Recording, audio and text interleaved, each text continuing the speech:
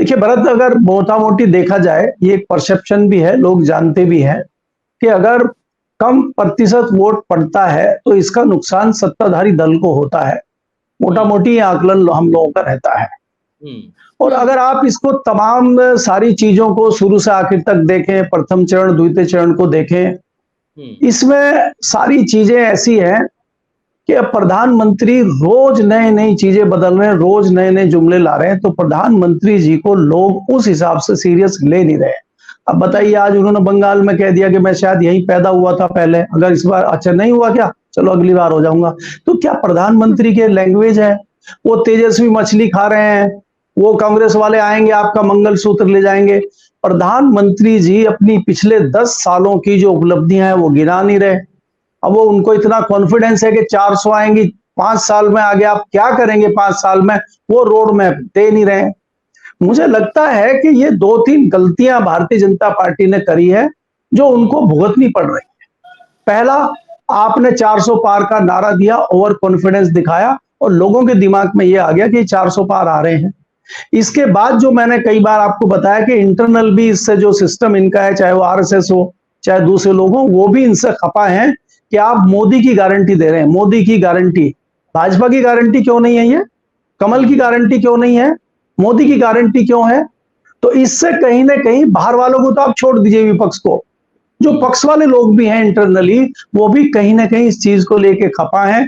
और ये जो कम वोटिंग हो रही है, कम लोग निकल रहे हैं, इसमें भारतीय जनता पार्टी के निचले स्तर के कार्यकर्ता, नेता और दूसरे जो इनके सहयोगी दल है, सहयोगी ग्रुप है, इनका सहयोगी संगठन है, आरएसएस है भी, और जो आपका बजरंग दल है, बाकी जो लोग हैं वो भी नहीं निकल रहे हैं। ये इससे भारतीय जनता पार्टी के लोग घबराए हुए हैं। अब ये 400 का नारा तो इन्होंने दे दिया है, गले की हड्डी इनका बन गया है। दूसरा जो सबसे बड़ी चीज हुई है कि कई एक इनके सांसद थे, उन्होंने, जो मोदी जी शायद नहीं कह पाए, उन्होंने कह दिया कि भाई 400 पार क्यों चाहिए, कि हमें संविधान बदलना है ना, इसलिए कर रहे हैं हम 400। तो लोगों के कान खड़े हो गए। और आप यहाँ पे एक बहुत बड़ा वर्ग है जो मानता है कि वो संविधान का जो निर्माण किया था, संविधान के जो संस्थापक हैं, संविधान के जो पिताजी हैं, वो हमारे ही तो हैं वो। तो वो वाले तो उनके भी कान खड़े हो गए, बोला अच्छा बेटा अगर संविधान गया तो हम लोगों का क्या होगा। तो वो जो भारतीय जनता पार्टी में जा रहे थे, उन्होंने वो अपना हाथी निकाल लिया इस बार। तो उनको हाथी का ऑप्शन सब जगह मिल रहा, तो वो हाथी पे जा रहे हैं। दूसरी बात अब मैं ये कह रहा हूं कि ये जो मामला चला था, जो बिहार से एक छोटी सी घटना हुई थी कि थोड़े दिनों में तेजस्वी यादव का लाखों लोगों को नौकरी देना और जातीय जनगणना की शुरुआत जो वहां से हुई थी, वो बहुत बड़ा मुद्दा बन गया और उसको कांग्रेस ने अपने मैनिफेस्टो में डाल लिया।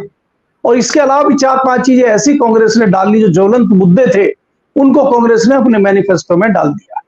सबसे बड़ा मुद्दा जिसपे 13 महीने किसान डटे रहे, आप याद करिए पिछले मोदी सरकार की 10 साल में किसी की हिम्मत नहीं हुई मोदी के सामने छाती तान के खड़ा हो, वो किसान ही थे। 13 महीने डटे रहे। और कब डटे रहे? कोरोना मौसम में, सर्दी गर्मी बरसात और तमाम चीजों के साथ में डटे रहे, और बाद में प्रधानमंत्री को माफी मांग के उनको वापस भेजना पड़ा। भारतीय जनता पार्टी का मैनिफेस्टो बाद में आया है, पहला कांग्रेस का आया है।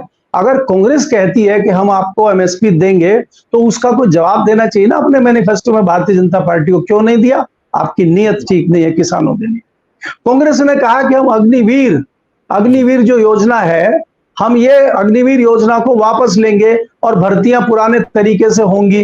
वो अपील किया है मुद्दा, वो युवाओं में अपील किया है, क्योंकि हमारे यहाँ वेस्टर्न बेल्ट में खासकर अगर आप देखेंगे, बहुतायत में बच्चे सेना में जाते हैं, उसके बाद वो यूपी पुलिस, दिल्ली पुलिस में जाते हैं। और दिल्ली पुलिस की भर्तियां देख लो, वो हो नहीं रही। यूपी पुलिस में जो भर्तियों के नाम पे वहां पे पर्चे लीक हो जा रहे हैं, कोई भर्ती होती है। युवा क्या करें? ये जो युवाओं की फौज घूम रही है, इनकी शादियां नहीं हो रही हैं, इनके पास काम नहीं है, तो ये क्या करें? वो तोमर साहब ने बता ही दिया कि 5,000 की नौकरी दिल्ली करने जाते हैं। 5,000 में कुछ होगा आज तक? वो रेल में फ्री जाते हैं, टीटी आता है उसको मारते हैं। तो मैं ये कह रहा हूं, ये जो मामला चल रहा है कब तक चलेगा? तो इससे कहीं ना कहीं लोग पक चुके हैं। और जो देखिए, जैसे इन्होंने आपके ठाकुर साहब बैठे हैं, लगातार इनसे बीच में चर्चा भी हुई, इनका जो वर्क था, जो इन्होंने एक माहौल बनाया, वो माहौल भी पब्लिक डोमेन में है। और वो यूपी के अलावा राजस्थान हो, गुजरात हो, वहां भी उसने माहौल बनाया है। और उत्तर प्रदेश में इनकी बिरादरी के भी, ये भले ये बात को माने ना माने, ठाकुर समाज में भी 30% ठाकुर समाज ऐसा है कि वो भारतीय जनता पार्टी के अलावा किसी और को वोट नहीं देना चाहता, तो वो घर में ही बैठा है, क्योंकि भाजपा को तो देना नहीं और किसी और को मैं देता नहीं, तो वो घर में बैठे रहे। क्योंकि मैंने उस दिन जिक्र किया था आपको, जिस दिन मैं वोट डाल के आया था पहले चरण में, तो वहां पे मुझे कई जाटों ने ये कहा कि भैया देखो, हमें साइकिल पे तो हम वोट मारते नहीं है कभी, लेकिन क्या करें, रास्ते सारे बंद हो गए इसलिए हम घर से जा नहीं रहे। दूसरों ने कहा भैया जा तो रहे हैं, दिल पे पत्थर रख के बटन दबा रहे हैं साइकिल का। तो ये सिचुएशन भी लोगों की है। और तीसरा जो है, अगर आप ये आज मेरे से बात करें गाजियाबाद और गौतम बुद्ध नगर की करें, यहाँ पे ज्यादातर लोग नौकरी पेशा लोग रहते हैं, और वो नौकरी पेशा लोग जो है उनको शनिवार की इतवार की ऑलरेडी छुट्टी है, इन्होंने जुमे को रखी है वोटिंग। ये जुमे वाला खेल भी बहुत बड़ा है, ये जो जुमे को इन्होंने रख दिया उसका फायदा उन्होंने उठा लिया, तो वो उठा के मसूरी और उधर निकल लिए देहरादून और नैनीताल, 3 दिन की छुट्टी उनकी मजे में पिकनिक हो गई, तो वो उधर निकल लिए, तो वो भी भाजपा को मिल गया जिसके लिए। तो मैं ये कह रहा हूं, ये तमाम चीजें उल्टी पड़ रही हैं। ये तो सीधे के लिए किया था इन्होंने कि नमाज वगैरह में जाएंगे और वो नमाज पढ़ के एकाएक आएंगे, फिर लंबी लाइनें लगेंगी और फॉर्मूला 3 चल जाएगा। अब फॉर्मूला 3 कम चला, ये फॉर्मूला 2 इधर वाला ज्यादा चल गया। तो इस तरह से मैं कह रहा हूं, कई सारी चीजें हैं जो भारतीय जनता पार्टी घेरने की कोशिश कर रही है। अब मैं आता हूं जो हमारे पुष्पेंद्र शर्मा जी वाला मैटर है, कि इस बार राष्ट्रीय लोकदल का और भारतीय जनता पार्टी का जो गठबंधन हुआ है, वो भी कुछ बहुत बड़ा करिश्मा नहीं दिखा पाया।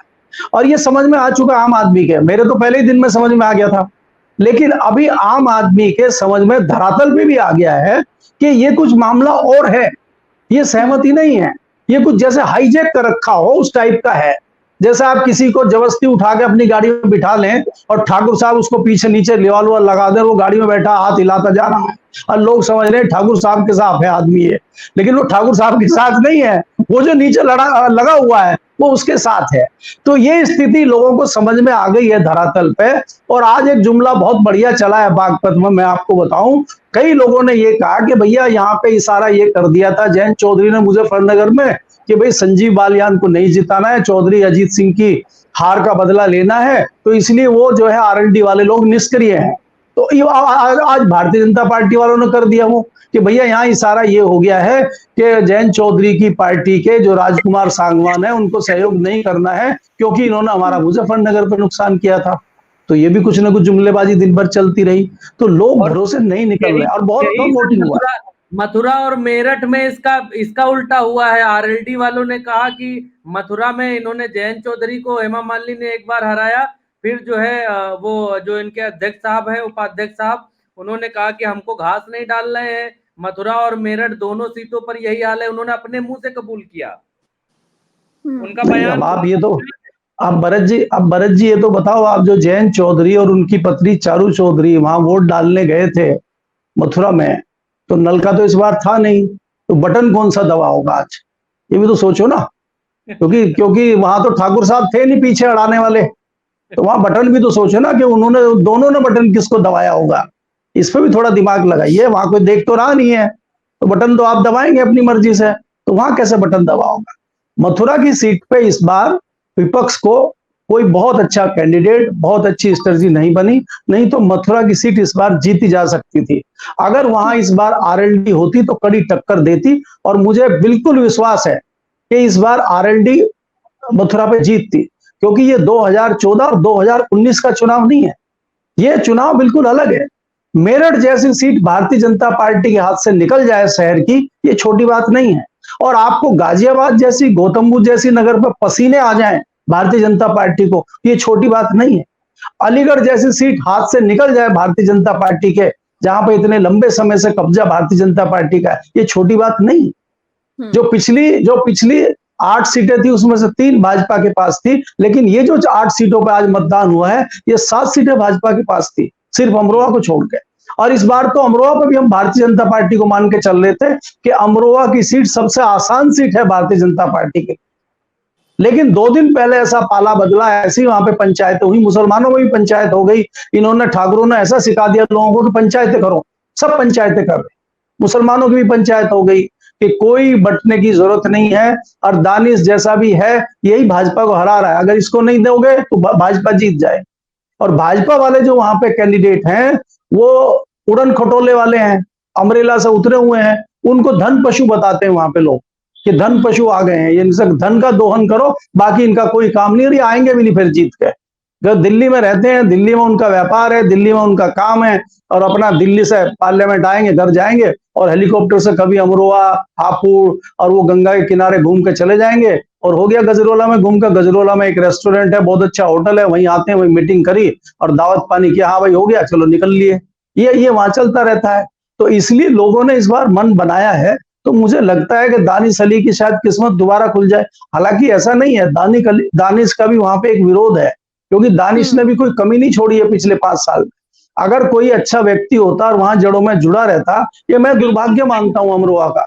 अमरोहा का दुर्भाग्य ये रहा है कि वहां हमेशा बाहर का व्यक्ति सांसद बनता रहा है। वो लंबी फेरिस्त है, चेतन चौहान से लेके हरीश नागपाल, देवेंद्र नागपाल और तमाम क्रांतिकारी लोग जो है दिल्ली से जाते रहते हैं और एमपी बन के वापस दिल्ली आते रहते हैं। तो ये उस सीट का दुर्भाग्य है, क्योंकि उसमें समीकरण ही कुछ इस तरह का है। तो इसलिए इस बार जो है दोबारा दानिश को है कड़ी टक्कर, लेकिन हमें लगता है कि फिर भी अगर पंचायतें सही हुई हैं तो मामला वहां बन सकता है। जी, दानिश और हेमा मालिनी के लिए सर बिल्कुल एक्यूरेट आकलन है आपका।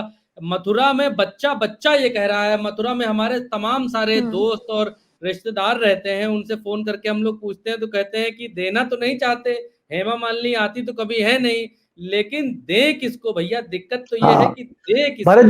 भरत जी प्रॉब्लम ये कोई एक जगह नहीं है। अब मैं आपको दूसरी चीज बताता हूँ।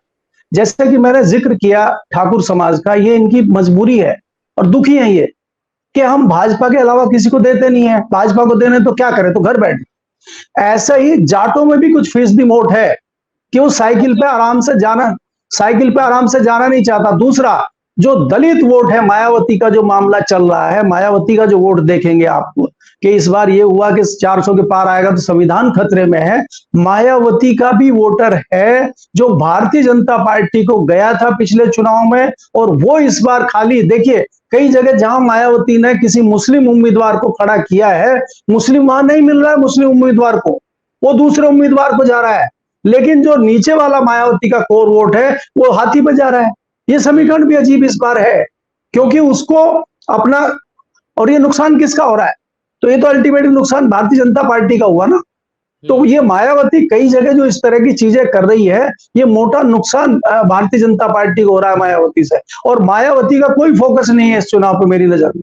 मायावती 2027 देख रही है, वो अपने वोट को बांधे रखना चाहती हैं, और उन्होंने अपने वोटर को मौका दिया है कि आप बंधे रहिए, यहाँ पे कहीं जाने की जरूरत नहीं है। क्योंकि 2019 में Samajwadi party, Bahujan Samaj party, RLD का गठबंधन था, और आरएलडी के लड़ने की वजह से 3 सीटें तो यही होगी, मुजफ्फरनगर, बागपत और आपका मथुरा, इन पे तो हाथी था ही नहीं। इसके अलावा जो समाजवादी पार्टी के लोग लड़ रहे थे वहां भी हाथी नहीं था। तो इन तमाम सीटों पे जो है, जो मायावती का दलित वोटर था वो सब भाजपा पे चला गया। मुजफ्फरनगर में अजीत सिंह को दलितों का वोट नहीं मिला था, वो सब भाजपा पे गया था। बागपत पे जयंत चौधरी को दलितों का वोट नहीं मिला था, बहुतायत में भाजपा को गया था। तो वो वोटर इस बार जो है हाथी पे गया है। तो ये समीकरण भी इस बार थोड़े से घूमेंगे। जी, अच्छा, एक सवाल सर, जो मेरा मूल सवाल था, प्रज्ञा जी, मैं थोड़ा सा समय और सर कर लूंगा फिर। ये सोशल मीडिया पर भी तमाम जगह और भारतीय जनता पार्टी के सपोर्टर भी तमाम जगह एक चीज कह रहे हैं कि जैसे आपने कहा कि ठाकुर चंद्रपाल सिंह जी नाराज हैं तो ये नहीं गए वोट डालने, ये भाजपा के वोटर हैं, नहीं गए तो घर ही बैठ गए, नहीं गए। तो जो लोग वोट डालने नहीं जा रहे हैं, जो बीजेपी का वोटर है और वोट डालने नहीं जा रहा है, घर बैठ रहा है, इसके बचाव में भारतीय जनता पार्टी के सपोर्टर ये बात कह रहे हैं कि कम से कम चलो वोट डालने नहीं जा रहे हैं, किसी और को तो नहीं दे रहे हैं, वोट डालने नहीं जा रहे हैं, तो इससे फायदा बीजेपी का है। तो इसमें फायदा किसका है जो वोट डालने नहीं जा रहे और किसी और को भी नहीं दे रहे? नहीं, देखिए, भारतीय जनता पार्टी को अगर वोट नहीं मिल रहा है और दूसरों को वोट मिल रहा है तो उसका परसेंटेज तो बढ़ रहा है ना, तो भारतीय जनता पार्टी का तो कम हो गया ना, तो भारतीय जनता पार्टी को नुकसान होगा। कल मैं भारत समाचार पे था शाम को 8 बजे, तो भारतीय जनता पार्टी के जो प्रवक्ता हैं वो कह रहे हैं हमने तो कहीं देखा ही नहीं कि ठाकुर विरोध कर रहे हैं, और मैं तो इंचार्ज हूं, मैं तो वेस्टर्न यूपी में लंबे समय तक रहा। मैंने कहा आपने कौन सा चश्मा पहन रखा है कि ठाकुरों का विरोध आपको नहीं दिखाई दे रहा है? वो मानने को तैयार नहीं है। फिर वो बाद में ये कहता है कि भाई भाई में अगर कोई लड़ाई हो गई तो ये थोड़ा ही ना है कि भाई कहीं दुश्मनों के यहाँ चला जाओ, दुश्मन बता रहे हैं विपक्ष को। तो वो इतना इग्नोर कर रहे हैं। वो देखिए, मैंने उसको एग्जाम्पल दिया, मैंने कहा आपको तो किसानों का आंदोलन भी दिखाई नहीं दे रहा था, आप लोगों को दिखाई नहीं दिया 13 महीने, लेकिन 13 महीने के बाद प्रधानमंत्री जी की नजर पड़ गई। जो आपने घेरा डाल रखा था प्रधानमंत्री के चारों तरफ, वो हवा में उड़ गया घेरा, और उनको दिखा रहे कौन बैठे हैं, बोला जी ये किसान है, ये तो पिछले 13 महीने से बैठे हैं। बोला हो अच्छा। फिर उन्होंने प्रधानमंत्री, मैं कहा आपको दिखेगा ये 3 महीने के बाद, जब इलेक्शन हो चुका होगा, कि ठाकुरों का क्या चल रहा है। और ठाकुर तब तक तुम्हें निपटा चुके होंगे, गुजरात में, राजस्थान में और यूपी में तब निपटा चुके होंगे, फिर आप देखते रहना। तो भारतीय जनता पार्टी ने ऐसी चीजों को देख के आंखें बंद की हुई है, और भारतीय जनता पार्टी एक मगन होकर रह रही है कि हम तो 400 पार है ही, और 400 पार है तो 300 तो आ ही जाएंगे। वो ये सोच के चल रहे हैं, वो ये नहीं सोच के चल रहे कि कई बार क्या होता है। मैं आपको एक एग्जाम्पल देता हूं, यहाँ पुष्पेन जी बैठे, इनको पता होगा 98 में क्या हुआ था कि कई लोग जैसे थोड़े से ज्यादा सोच वाले होते हैं, ज्यादा दिमाग लगाते हैं, उन्होंने कहा यार ये चौधरी साहब सुनते नहीं है, डांट भी देते हैं, हम लोग वहां जाते हैं, बागपत में आ गए, यहाँ पे भी डांटेंगे, इनको थोड़ा झटका दे दो, इस बार थोड़े कम वोटों से जीते। ठीक है भाई, सबने मन बना लिया, इस बार झटका। उनको ऐसा झटका दिया कि वो निपट ही गए, वो हार गए और सोमपाल शास्त्री जीत गए। ये तो अच्छा हो गया कि 1 साल के बाद 99 में दोबारा चुनाव हो गया। और इसमें इनको याद होगा, मुझे तो याद है कि एक किसान ने, बूढ़े आदमी ने सुसाइड किया था, और चौधरी साहब उसके बाद लाखों वोटों से जीते थे। तो कई बार क्या होता है कि अगर आप ओवर कॉन्फिडेंस होते हैं और आप ये सोचते हैं कि भाई इनको झटका दे दो, पता चला बड़ा झटका लग गया। अब जिस प्रकार से भारतीय जनता पार्टी अपने कोर वोट ठाकुर को हल्के में ले रही है, तो वो बहुत बड़ा डेंट है। अगर समय रहते वो संभाल लेते इनको तो बहुत अच्छा रहता। आज आपको अगर याद हो, आप लोगों के पास बाइट आई भी होगी वीके सिंह की, वीके सिंह काला चश्मा लगा के आए वोट डालने। बताइए, उनके चेहरे के भाव पढ़िए आप, जिसको हम पत्रकारिता की लैंग्वेज में बॉडी लैंग्वेज कहते हैं, उनकी बॉडी लैंग्वेज देखिए, उनका लहजा देखिए। जैसे ही पहला सवाल आया उन्होंने अंग्रेजी में जवाब दिया कि आज जो ईवीएम का मैटर था सुप्रीम कोर्ट में, सर यहाँ सुप्रीम कोर्ट और ईवीएम क्या करेगी, यहाँ बताइए ना गाजियाबाद पे आपका टिकट क्यों कट गया। ऐसे ही हमारे पत्रकार हैं, वो कोई ये नहीं पूछ रहा कि सर आपका टिकट क्यों कट गया, आप 2 साल इतने अच्छे जीते, आपने 10 साल काम किया, आप मंत्री रहे, आपकी कोई नेगेटिविटी नहीं थी, लाखों वोटों से जीते थे। वहां मेरठ में समझ में आता है अग्रवाल जी 5000 से जीते थे, सर आप तो लाखों 4.5 लाख से जीते थे, सर आपका टिकट क्यों कट गया। क्योंकि उन पत्रकारों को भी नहीं पता, पूछे क्या वो, तो वो पूछ रहे सर वो ईवीएम का आज जो मामला हुआ सुप्रीम कोर्ट में चल रहा था, वो सर सुप्रीम कोर्ट ने रिजेक्ट कर दिया। क्या सुप्रीम कोर्ट पास करती क्या बैलेट पेपर पे इलेक्शन के लिए, ये उम्मीद थी क्या तुमको। नहीं और सर, वो अंग्रेजी में उन्होंने बाइट दे दी। उसके पहले की बात यह है कि उसके बाद मेरी बात हुई तो मैंने भी यही कहा कि पूछना चाहिए था, तो उन लोगों ने बताया कि उन्होंने इसी शर्त पर ही बाइट दी थी कि आप ये नहीं पूछोगे कि आप जो है दक्षिण में क्यों चुनाव लड़ाने चले गए, आपने यहाँ रैली क्यों नहीं की, आपने यहाँ प्रचार क्यों नहीं किया, ये नहीं पूछोगे तो मैं बाइट दूंगा। तो इस शर्त देखिए पर ही मैं बाइट दी गई थी। देखिए भरत जी, मैं पिछले लगभग 11.5-12 साल से बहुत बारीकी से वीके सिंह को देखता हूं, और आप उनकी कोई वीडियो निकाल लीजिए, आप उनका कोई प्रोग्राम निकाल लीजिए, उनके चेहरे पे हमेशा मुस्कुराहट रहती है।